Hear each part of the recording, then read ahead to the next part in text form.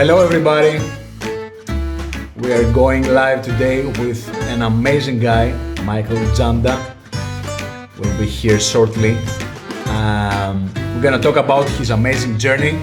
Michael is one of the most brilliant people in the marketing community. He's here right now, and he's gonna take us through his amazing journey from a basement to an eight-figure business. Let me get him on. Michael. Hey man, how are you? Hello my man, how are you? Good.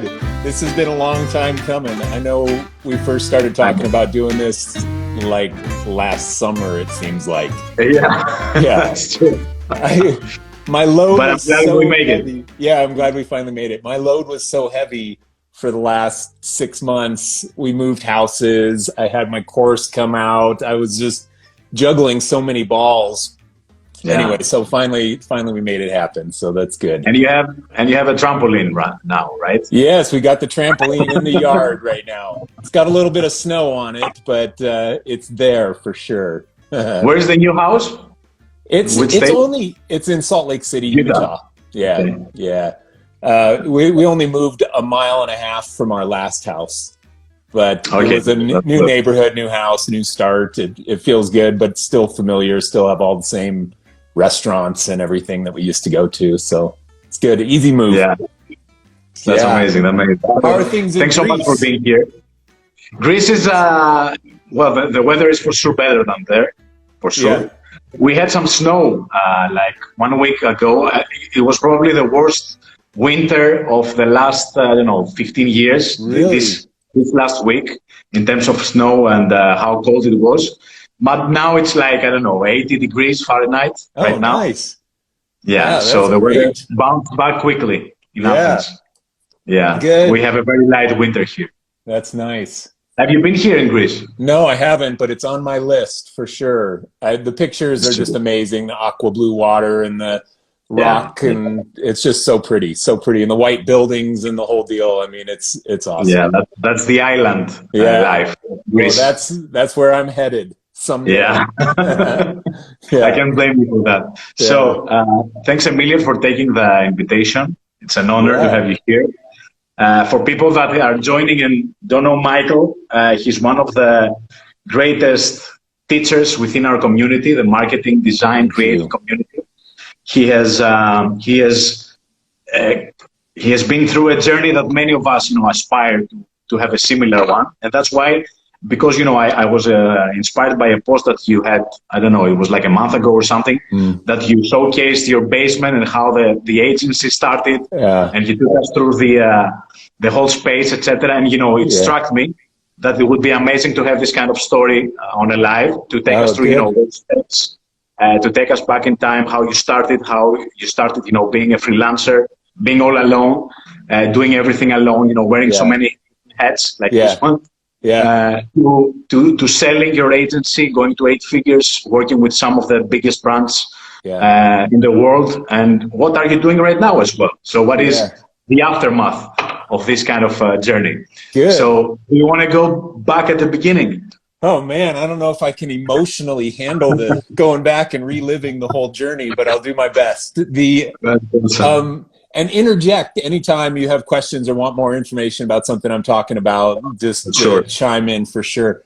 I'll go back to kind of pre-starting my agency. It was in the year 2000.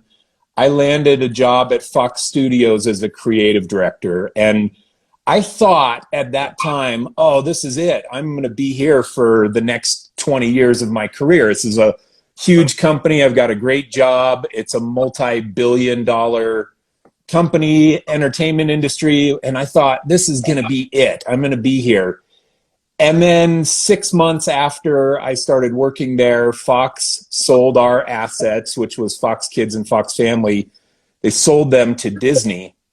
And then Disney started dismantling everything over the year and a half that I stayed there afterwards.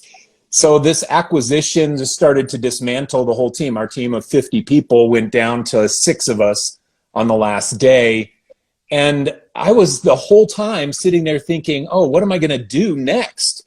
And I'm looking for jobs. And it was right in the heart of the .bomb era when people weren't hiring. The tech bubble had burst. And for those of you watching this, you don't know that era.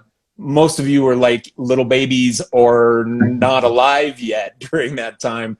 But it was like one of those scary moments economically in the world when things just slowed down. All this money was flowing and then it wasn't. And internal teams started to downsize. When was that? Sorry, Michael. When was that? That was 2001, 2002, when it was the .com era, the collapse of the .com era. So it was kind of the first economic slump that I had lived through in my career. And so I'm looking for jobs and nobody's hiring. And I decided, okay, I got to still feed my family. And I was getting some requests from friends of mine from Fox Studios who were landing jobs as marketing managers at some of these other companies. Like Sony was my first company, my first client. And it was a friend of mine who started working at Sony, and she sent me a website project that I executed on. And then I had another friend who went to WB, Warner Brothers, and then I had another friend who went to ABC Family, and I started getting this freelance work. Now, I was in a phase of being just scared to death of supporting my family. I had 2 little kids at the time, my wife and we were living in California where the cost of living is high, and I had this fear and paranoia of supporting my family. So I started freelancing kind of out of necessity and emergency. I didn't have job offers. I had freelance projects so that I was saying yes to anything that was coming my way. And I was fortunate because my first few clients were huge companies, and I was fortunate to have relationships inside of those businesses. And then you fast forward a few months and I realized, okay, I'm doing 40 hours a week of freelance work and I'm living in California and I'm not going to the office to see these people. I was just doing everything email and phone calls, and instant messenger was new at the time and I was able to use that too. So I decided with my wife to move to Salt Lake City, get out of the California, Los Angeles area, reduce my cost of living because, again, fear-based mindset. And my wife had a ton of family in the Salt Lake City area. So we thought, okay, let's go move near our extended family and see what happens. And do you think it would be better not to move Salt Lake City? No, because emotionally I needed a lower cost of living. I was so fear was such a driver for me in the early years of my business. I was every decision was fear-based decision making, and a lot of people get into that. They get afraid of I've been there. Able to support exactly what you're talking about. Yeah, exactly. It's just that fear. How am I going to put food on the table tomorrow? And that fear is just it's crippling as a business owner. Yeah. So I start freelancing and everything just keeps going. I started getting referrals that referred me to new clients like ABC Television, AOL, NBC, these Radio Disney. I mean, I started getting referrals just from going the extra mile to the clients that I had and being good to work with. And they're like, oh, you got to work with this guy, and telling their friends about me. And what started as, So what were your first gigs, Michael? What kind of gigs you had? It was a lot of website work, a lot of website design development work. So, but you're not, so the UX part, right? Yeah, no, but I would code it too. I mean, you were coding. Yeah, I would design it, code it.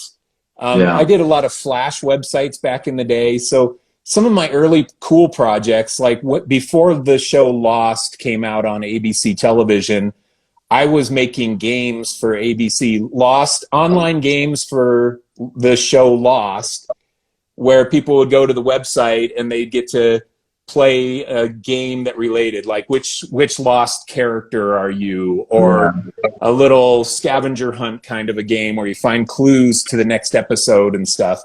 So I was doing things like that in Flash. Desperate Housewives was a popular show back then, and I was one of my big first projects that got a lot of attention was a which Desperate Housewife are you quiz, where you take the quiz and you find out which housewife you are most like, or which one you're most likely to fall in love with, or whatever. It just depends on which gender your interest on which one. Anyway, it had like 1.7 million hits in the first week and a half or some crazy thing. It was just huge. The show was popular. The little online game thing was popular. It was an extension of the show. So I was doing a lot of little stuff like that in the early days. Now, I got to where for 2 years, I was working 80 hours a week. I was making tons of money, but I was so paranoid to grow. I was afraid to hire. I was afraid to expand. I was afraid to move out of my basement because I was sitting here still worried about feeding my own kids. The thought of taking on somebody else's family as my responsibility was just crippling to me as well. So again, just fear-based. So for how long this period was? This was about 2 years of freelancing. I would use some contractors here and there, but as far as hiring somebody in full time, I was too afraid to do it. Now, I got some good advice, and I've shared this in a few different things for those of you that have read my book or follow me in different content. One of the pieces of advice that I got that changed my perspective was don't do anything you can pay somebody minimum wage to do. So an entrepreneur gave me this advice, and I started looking at the list of stuff that I was spending 80 hours a week doing. And I started writing down everything that I was doing that I could pay somebody minimum wage to do, like send an invoice, go to the bank and deposit a check from a client, put receipts into our QuickBooks, all this kind of administrative stuff that I was spending a 10-hour day on Saturday doing. I could pay mental resources as well. Yeah, mental resources included. You're spending mental resources as well. Exactly. Yeah, the stress of it, the mental resources, the time, all of it was just. So I took that to heart and I wrote down this huge list. What am I doing that I could pay somebody minimum wage to do? And that was the change that got me to start hiring people. That one was one, and then my wife was the other one. So here I am, I'm stressed out of my mind, working 80 hours a week. My wife starts talking with our neighbor who has a son who was in high school, and he was really good at computers. This is what his resume was. He's really good at computers. And so they kind of cornered me because my neighbor and the son and my wife said, "Hey, come out to the driveway." And so I go out to the driveway and I meet all three of them who are out there talking. And my wife is like, "Hey, you should hire him, have him come over after school and stuff." And I was like, "Okay, fine, I'll do it." And so this kid comes over after high school every day at like 3 o'clock. He shows up and he works with me until 8 o'clock at night. And he was really good at computers. I was able to teach him some front end coding. I was able to make templates and he was able to reproduce them into sub pages and things. And he was talented and just had an intuitive ability to do that. And so I hired him, and he started doing this work after school with me. And that was the first taste I got to, oh, this is kind of nice, having somebody that I can shovel some of this work onto. Yeah. So that was really valuable to me, and it opened up my confidence to start growing this business as a business. Then I hired my first full-time person. Now, this person was a college graduate. My mother-in-law found him. She was downtown Salt Lake, and he was applying for some job and had a big portfolio with him, one of these big black portfolios. And she sees him, starts talking to him and saying, "Hey, my son has a a design business. You should talk to him.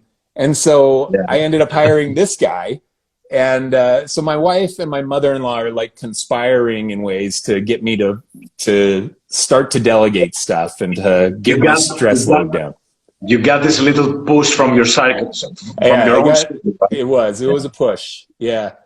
And so I hired the second guy, and the first day that he came to work in my basement, because again, I didn't have office space, he comes up the stairs at lunchtime. I'm sitting there eating with my wife, and he brings his lunch upstairs and sits down at our kitchen table for lunch. And my wife and I were both like, oh, this is not going to work.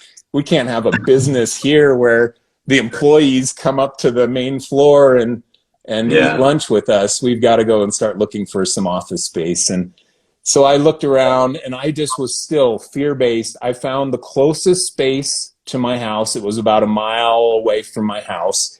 It was the basement of this little office building that was a storage room. And in order for us to lease it, he had to clean all the junk out of the storage room. That's basically what we leased this first office space. And I signed a 1-year lease.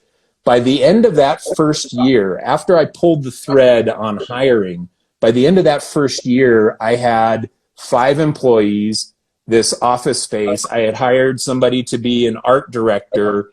And all of a sudden I was like, okay, this is starting to turn into a business. I went from my first 2 years, I billed 220, 240 grand each of those first 2 years by myself. On that first year that I started hiring people, we hit $500,000. So as soon as I started hiring people, it was like the growth could happen in my business.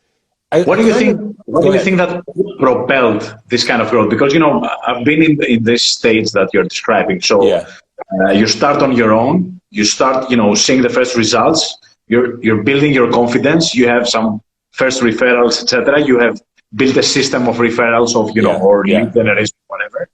But then, and I know very well that, because I'm running a marketing agency as well, it's not easy to define what kind of roles of people you need.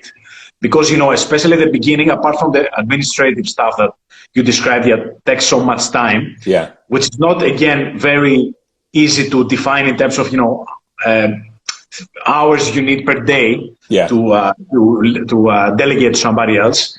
The other skills can, especially up to a stage, can be easily covered by contractors, by freelancers, by people per project, because you don't have a regularity in your projects coming in or whatever. So what was your the way of thinking in order to define the role of people that you had to hire? So how did you think about that? Yeah, it's a great question. It comes to this list.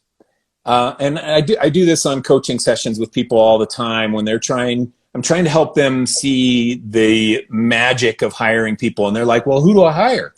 How do I do it? And the assignment is write down a list of everything you do in your business. You're posting your ads, you're writing ad copy. This is for you as a digital marketer. You're writing ad copy, you're designing the ad, you're figuring out the audience in Facebook. You're just writing every little task that you do. And then the things on top of that, like the administrative side of things, are easy to start delegating, sending invoices, collecting the money, updating your financial books, all that stuff. So you write down a list of everything that you do. And then you start to compile that list into sections of, okay, I think I could hire a person to do this batch of stuff. And I could hire another person to do this batch of stuff. I could hire another person to do this batch of stuff. And that's the guide that helps you know who to hire. There are 2 things that you will probably never be able to delegate. Well, there are 2 things that you should never delegate in your business as an entrepreneur, and one that you'll probably never be able to delegate. So the 2 that you should never delegate is the future vision of where your business is going to go. As an entrepreneur, you're the visionary. So you establish the direction of the business and you create an action plan to get there. That vision is something that you as the entrepreneur, that's what makes you magic. That's your secret sauce. You can't replicate that. Number two, that you should never delegate is this financial responsibility to the company to yield profitability. So you have a responsibility to the shareholders of your business, which right now is you, to generate a profit and run your business in a profitable way. Those are the two things that you'll never get off your plate. And then there's one more that I tried to get off my plate, and it was an epic fail for me. And I realized the hard way that this is something you can't let go of. And it is the high level relationship with the client. Your clients are buying you. And that high level relationship that, oh, I trust Konstantinos. I'm going to buy from him. I trust him. That is so hard and to ever get rid of in your business. And I don't think that you should. In a creative business, you've got to embrace the fact that people are buying you until the point where you're a Pentagram or an RGA or McCann or any of these mega businesses that people are buying the reputation of that business. Most of us aren't ever going to get there. Most of us are going to be in a situation where people are going to buy you. So those are the three things that you need to hold on to: the vision, the financial responsibility for profitability, and the high-level client relationship. Everything else can be delegated at some point in your business. Every production thing, every little code, every little piece of copy that you write, every design-related thing, every administrative-related thing could all be delegated except for those three things. So where do you start on hiring? Well, it just depends on which things you hate the most or that you don't want to learn how to do yourself. So I had an opportunity early on. I hired my first full-on back-end programmer person. I didn't know back-end programming. I knew front-end, but I didn't know back-end programming. I didn't want to go through that process, so I hired against that need in my business. That was an easy one for me. But somebody who is a back-end programmer and you have clients, maybe your need is, I need somebody who's a good designer because I don't want to learn how to design and I don't want to go through the hassle of getting expert in that. So it's different for everybody. And it starts with the list, and it starts with knowing the three things that you should or cannot ever delegate out. And then everything else you delegate to other people at some point in the run of your business. That's true. For me, for my own experience, because we have been past the 6 figures for a year now, so we're heading towards the 7 figures, hopefully, in a couple of years. Awesome. So So for me, what I have experienced is that what marketing agencies need today, because this is a different era. It's a very different era from 2000 or 2001, when we didn't have, so advanced stuff, or when social media was not such a huge part of our marketing, relationship with clients and the needs that we have, etc., or how important advertising is and how much expertise you need in that front, etc. So for me, what is key right now in hiring people is the fact that you need to invest too much time in order to train them and to save them in a way, because nobody comes ready to be a well-rounded marketing professional suited for 2021 needs. It's, either they have a very top-line understanding of what digital marketing is. They have, some basic marketing skills. They have come out from a college or whatever, where nobody knows a crap about, what to do with marketing, the real world, client or whatever. So for me, this is the biggest challenge: finding people that you can see the potential behind them, You see, okay, this guy can do 1, 2, 3, 4 if they are trained. Yeah. Do you agree with that? Yeah, it's a great comment because I dealt with the same thing. I was doing a lot of entertainment industry work. So, you know, I mentioned my clients in the early years. I mean, for the whole run of my business, it was heavily entertainment industry. Well, I'm here living in Salt Lake City, and nobody was coming in with a portfolio full of entertainment industry work. Nobody was able to hit the ground running. So I always had to hire based on potential. It was based on me being able to look at somebody and say, okay, I see that they can do what I need at some point in the future. Now, whether they learn how to do it fast enough to save their job is up to them. But I would hire, give them an opportunity. And that opportunity phase usually lasts about 3 months. My recommendation to people when they start hiring, hire somebody in your brain for 3 months. That's the risk you're going to put down. So let's say you're going to hire a $60,000 employee. You go into it with the mindset that, okay, I'm going to risk $5,000 a month for 3 months. That's $15,000. I'm not hiring somebody at $60,000 a year. I'm hiring somebody at $15,000 for the next 3 months. And you look at your bank account or your project load and you say to yourself, okay, can I afford that risk for the next 3 months? And if the answer is yes, that I'm willing to risk my 15 grand, I'm going to hire that person for that 90-day span. Now, at the end of the 90 days, if you're not sitting there thinking, oh my gosh, how did I ever live without this person? I can't believe that I ever ran my business for 2 years like I did on my own, grinding. I can't believe that I did this when I could have had somebody in here like Eric, my first employee.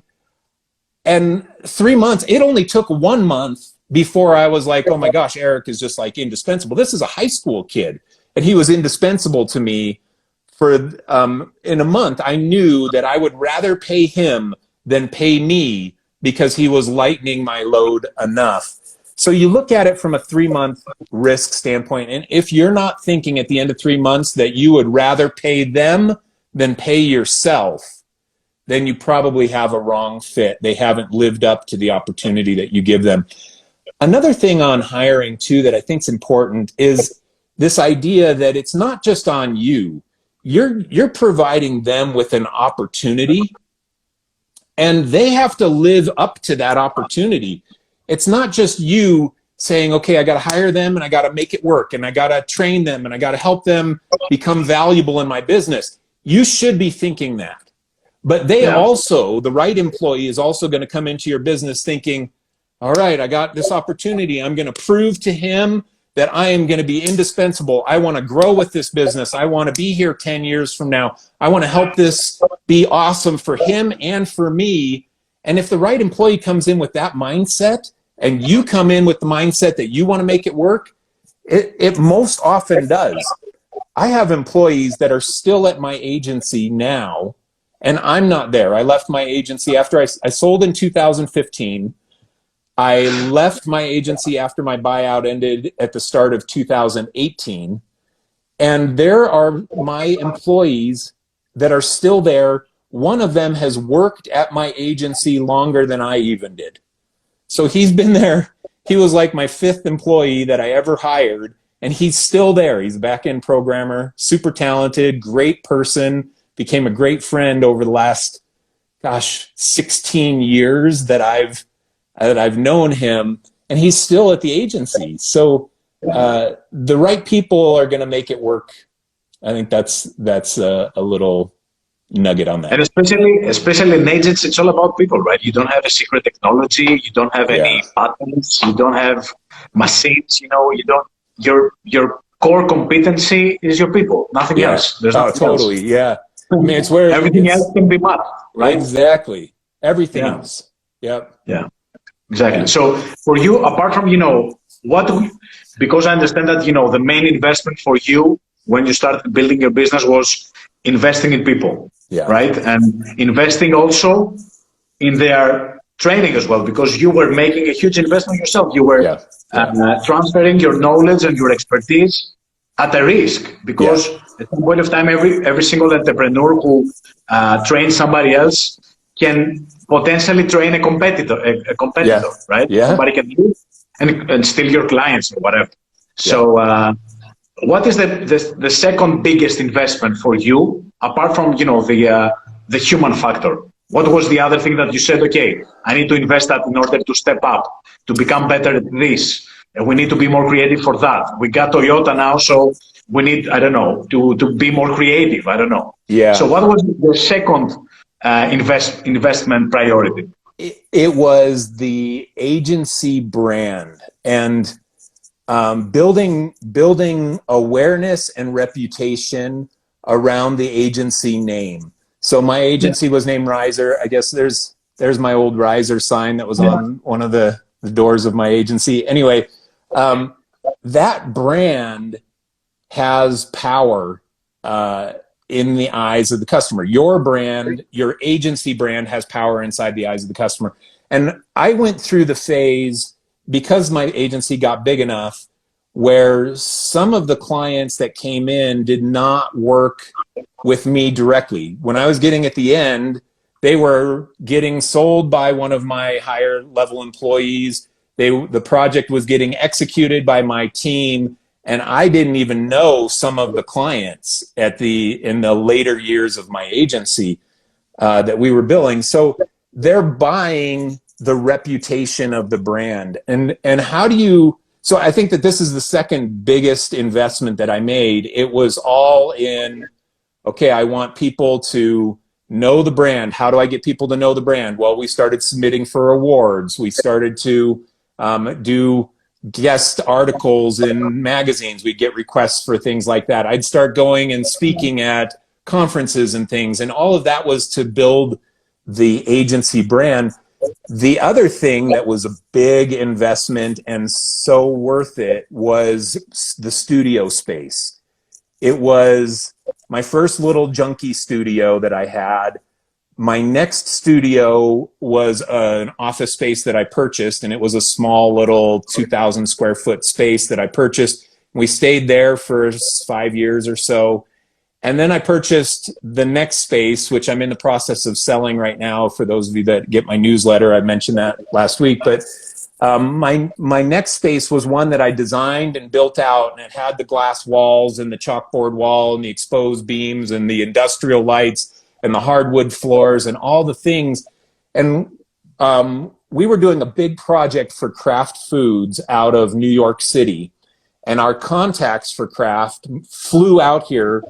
And it was right when we had moved into our new studio space. And we were nervous because these people are downtown Manhattan people.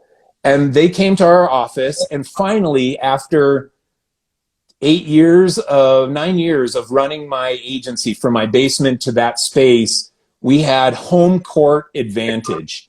It was like we had the cool space. It was everything that you'd want to see in an agency.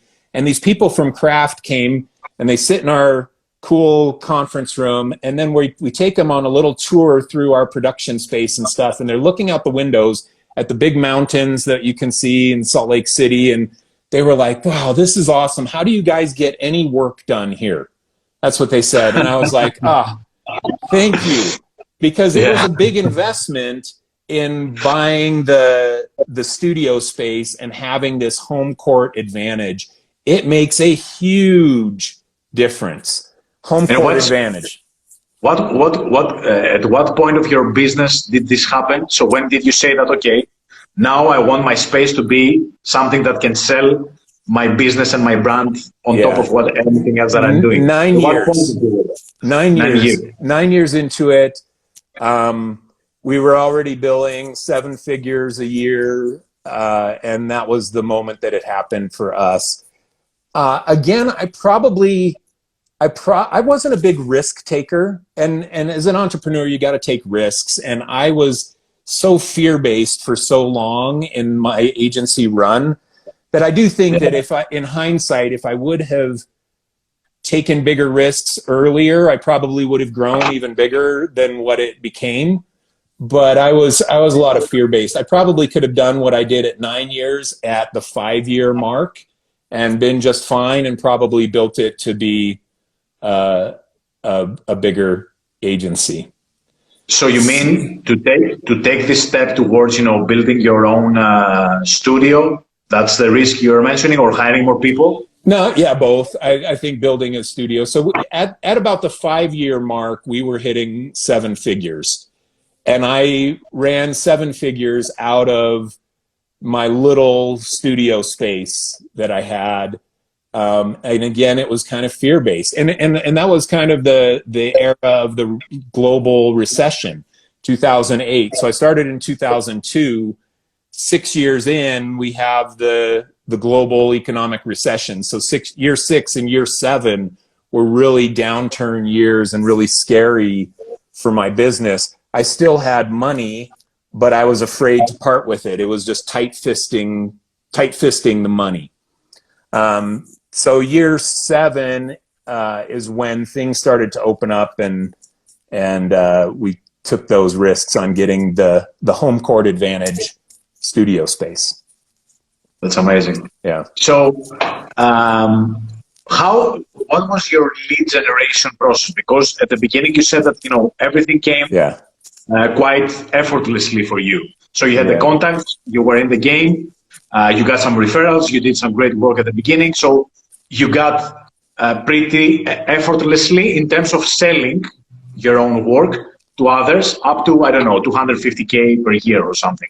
So when did you start, trying to sell at more people, to approach bigger companies, or I don't know, did you start creating a system of selling your own work to others? It was relationship based, and Tom and I have talked a lot about this on our Biz Buds podcast, but relationship based, and this is true for most creatives out there working.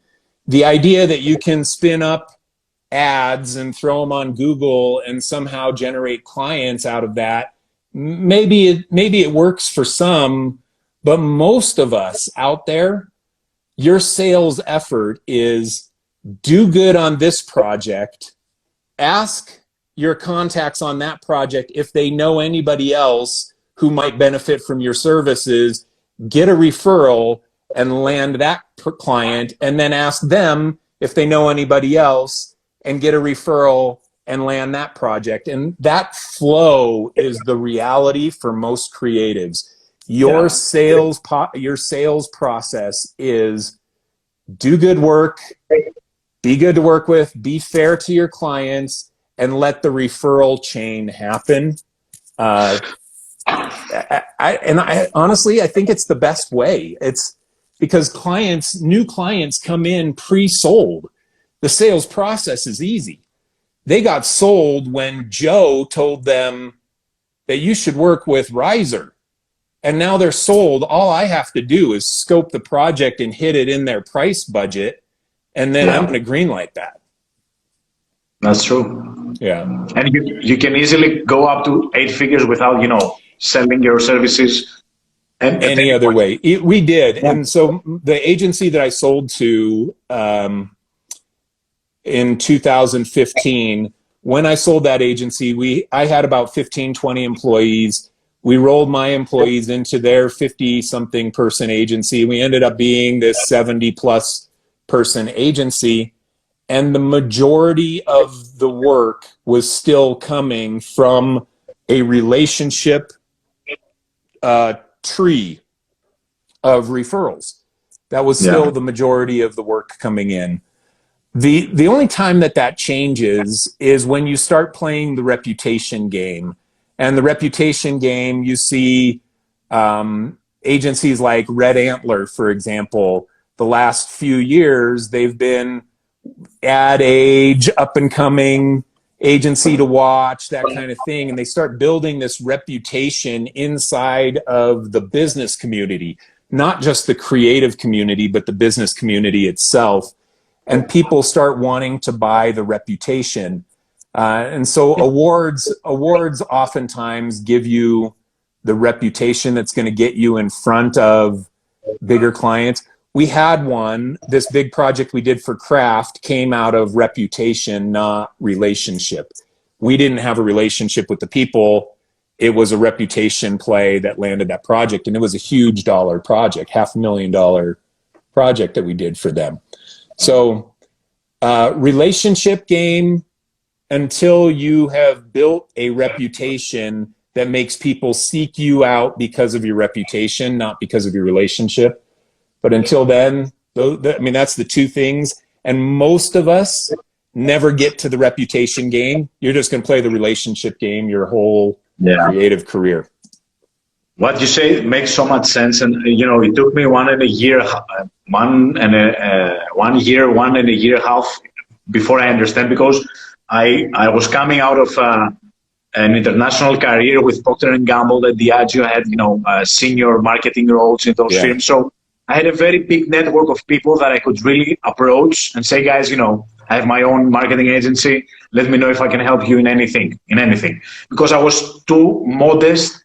I was not, you know, this kind of person that would really ask, you know, their prior colleagues to get a job or whatever. I was feeling, you know, really shameful to do that. And I realized what a big mistake was that, because I started from zero. You know, like I was nobody in the marketing community before.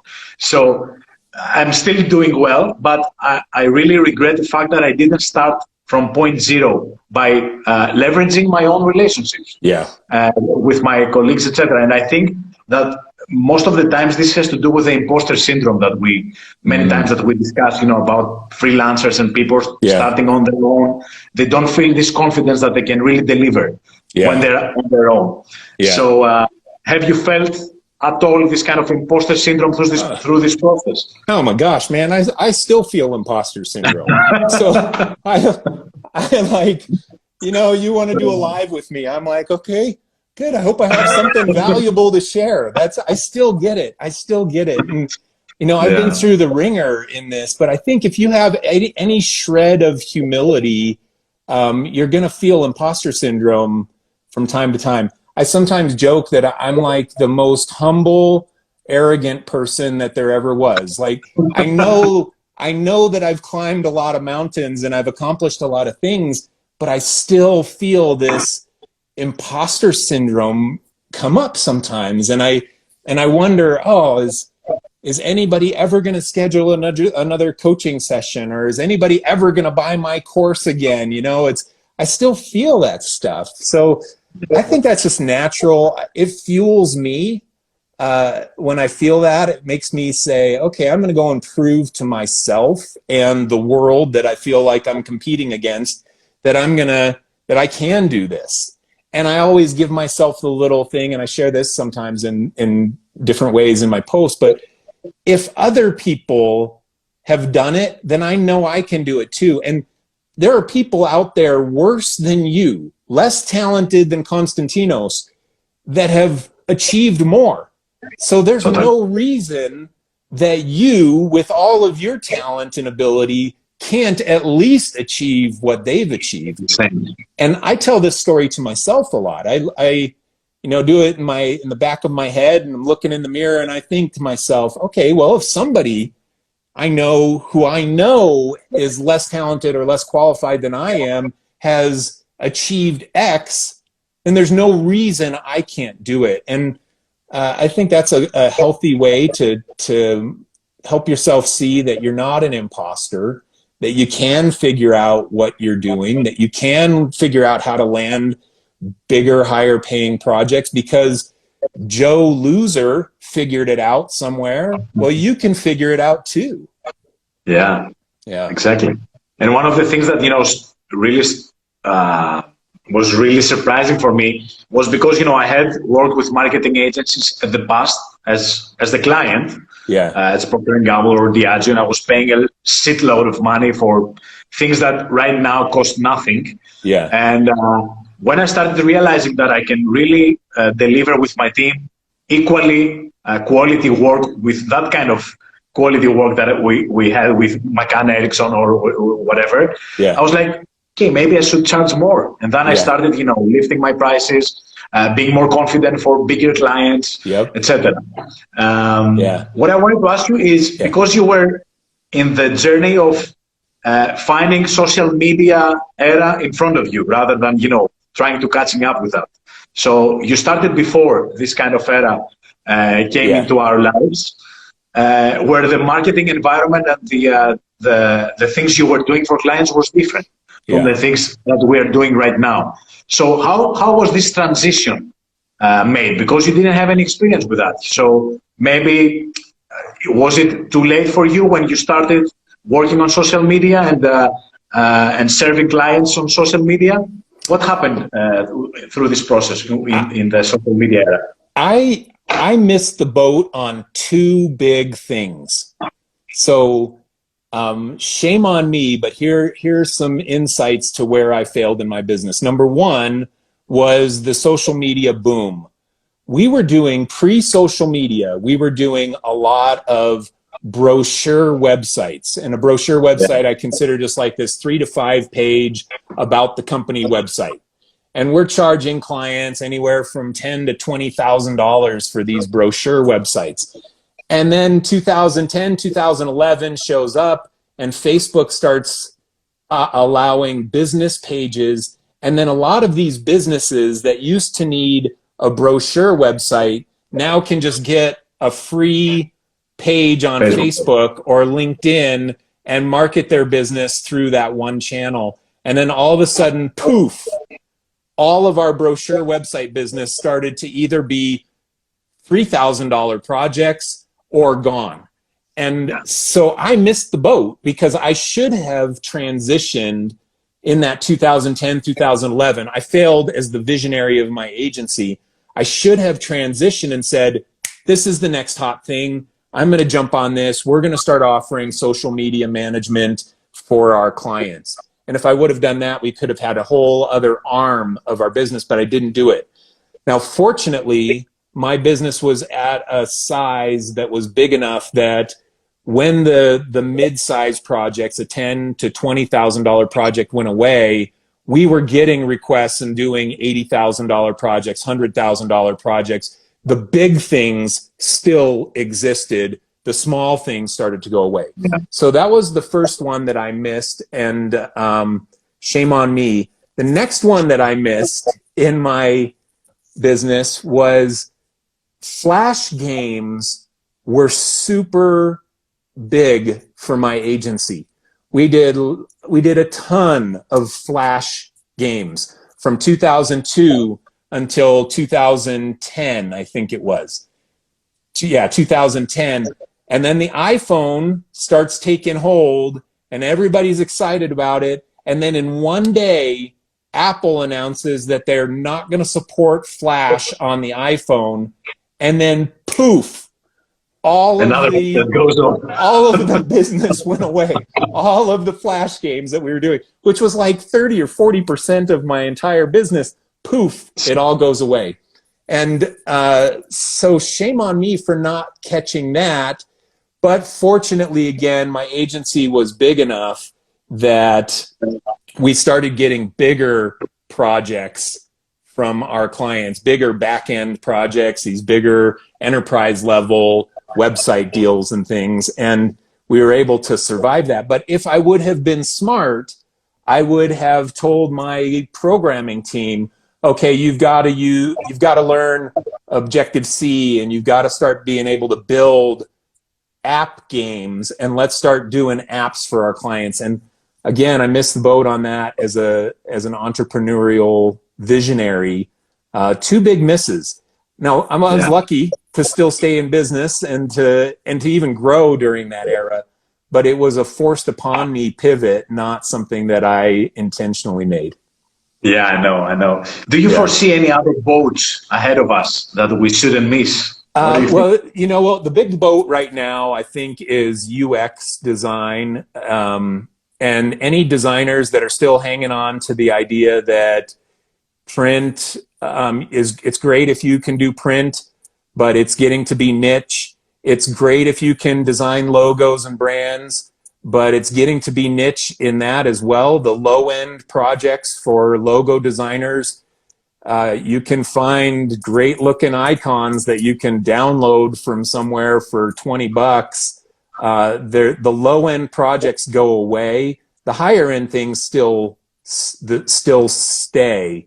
But right now, if I were a designer starting right now, I would definitely be looking into the UX world and learning some UX because there's such a need. The other thing that I would say too, the thing that never goes away is the strategic side of the creative industry. It's being able to help your client navigate the changes from a strategy standpoint, helping your client not just design the logo, but ideate and strategize the whole brand, not just design the ad, but create the whole marketing strategy for them, understand the audience, where can you find the audience, how do we reach the audience. That stuff's never going to go away. It's platform independent. So I think a wave for a lot of creatives to remember is learn the strategic side of the creative business, because you'll be able to apply that independent of the platforms that everybody's using in the future. Yeah, that's a great insight. So when you started hiring people, did you feel that, oh my God, I might not be able to pay this guy, in a couple of months, so I need maybe to go to my clients and start asking for more work, or to be proactive and try to suggest things to my clients that I haven't done before? So the fact that you hired people push you to see you can really exploit your current clientele in order to get more gigs? Yeah, it definitely pushed me.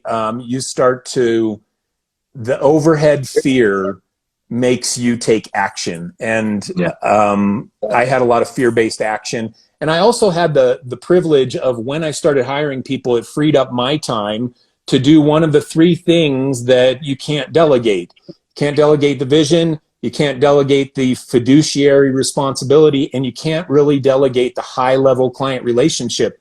Well, if I had delegated out all of this other stuff to my 12-person agency, 15-person agency, it freed me up to say, okay, what's the vision? I got to work on vision. I was always worried about financial profitability, but I've got to work on the vision, and it freed up my time to do better with the high-level client relationship. So I started traveling a lot more. Most of my clients were in LA, Washington, DC, and New York City, and then the Bay Area in the last few years. Google was one of our biggest clients for the last couple of years of my agency. And I would travel every few weeks. I was flying to one of those locations to go and meet and greet and have lunch and get Starbucks and whatever with my clients, get that face time for that high level client relationship.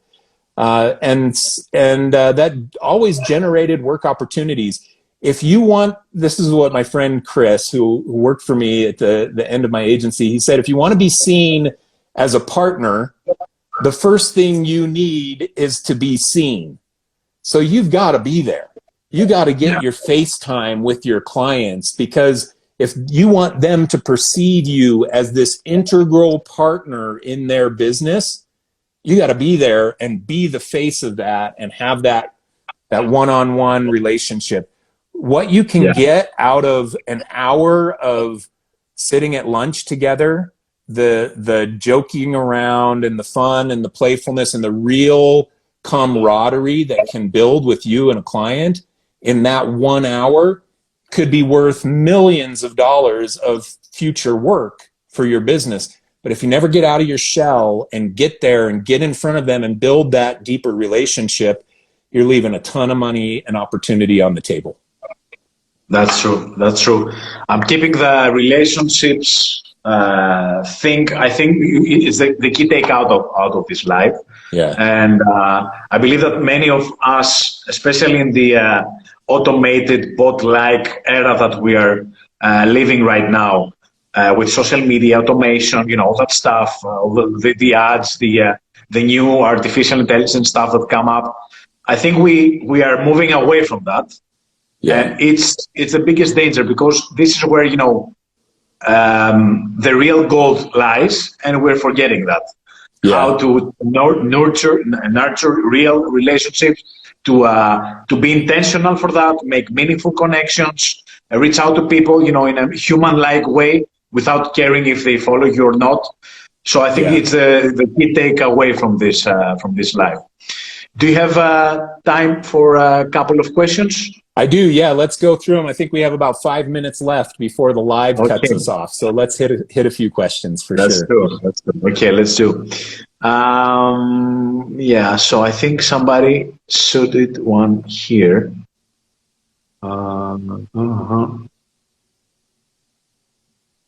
I saw a few sliding in. Okay. Yeah, and company launch guidelines that one should follow. Company launch. So somebody's launching a company right now. Let's say it's a marketing agency. Okay. What are the guidelines, the key principles he should follow? What do you think? Write down a list of every single person that you know. Every single person that you know. And then when you launch, make sure that every single one of those people knows that you launched a business and what you do, what benefit you provide to businesses out there. Those people that you know will either become your client or they will become your sales force. But at the start, when you're launching, get that list. I'm not kidding. Put it in a spreadsheet and then mark every single one of them off after you have told them that you've launched your business and what service it provides. That's amazing. You can save a lot of time by doing that. Oh, totally. And don't feel that it might be spammy. It might get you a lot of work. It's not spamming. You're not hard selling these people. You're just saying, hey, Sally, just wanted you to know I just launched my digital marketing business. We're doing Facebook ads. We love what we do and we provide results to clients. If you ever hear of somebody who needs Facebook ads, I'd love an introduction. That's it. That's not spammy. That's just communication. Exactly. Yeah. Exactly. And that's what LinkedIn is all about, right? Yeah, it is. Yeah. Now a personal one, because that's what I wanted also to ask you, because you sold your agency, you moved to another chapter, you are building on your personal brand, you released your courses, you've been a writer, so you're doing other stuff, still very creative. Yeah. So this guy here, Mr. John Crampton, says, did you miss doing the creative work when you grew and became a CEO? That's a good question. It's a great question. I always kept my pet projects. Most of my agency stuff, my agency brand, from the logo to the wall art at my agency, I did the design of that. I had to keep my pet projects so that I could get my creative juices out of me. Otherwise, I would have been miserable. So pet projects is what kept me sane. All of the client work was delegated onto my team, and I did in a lot of the internal creative work. And I still do that now. I mean, I design all my own Instagram posts. I edit my own videos, unless I hire one of my sons to do some editing for me. But most of the stuff that I do, I've got to get it out of me. So I would say the answer is, you grow your business, don't ever get rid of all of the stuff that's fun for you. Keep some pet projects for yourself so that you can get your creativity out of you. I agree. But there is always a trap there, because, I think that once you start growing, it's exactly the right time when you need to build that skill that says, how do I make fewer things better, rather than taking everything that comes in your way. Because as we grow here as a company, because I have another two companies, a startup and a new startup right now. So the opportunities and the things that I have in my mind every single day are numerous. Yeah. So the biggest trap for me is start, delegating my time and investing time in this and trying this one and trying this one and doing another thing. So how did you deal with that? How did you eliminate everything else from your path that was taking time from you, even if you were enjoying putting some time there? Because, creative people, we have this kind of signing object syndrome. So how did you deal with that? I have two lists. One list is, what should I be doing right now? And then one list is the someday list. what should I put off till someday in the future? And I think that every time you get this shiny object idea that comes to you, you should ask yourself, is this shiny object more valuable than my right now today list?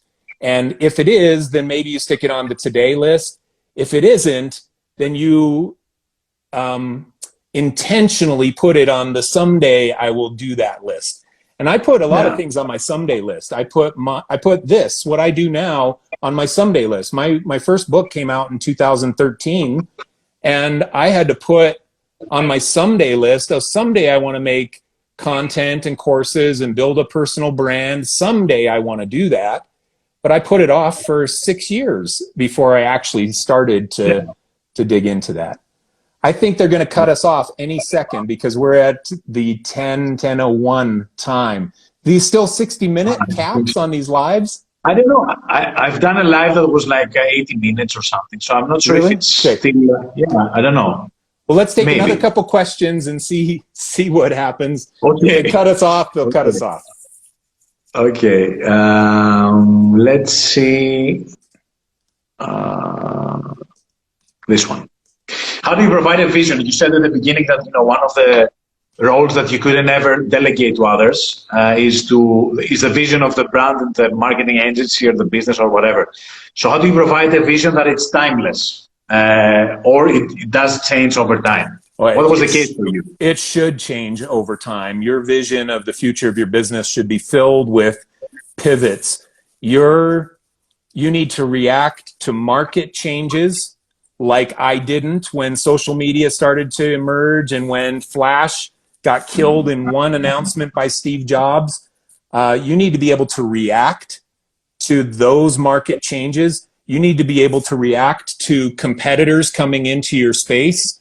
And that all requires you spending time being aware of what's happening in your business industry and then tweaking your vision to match what the future is today. And that's an ongoing process for an entrepreneur. This is a vision can be 90% of what your job is. Take Elon Musk right now, one of the biggest visionaries in the entrepreneurial space. How much time do you think Elon Musk is spending writing algorithms to get the SpaceX into orbit? None.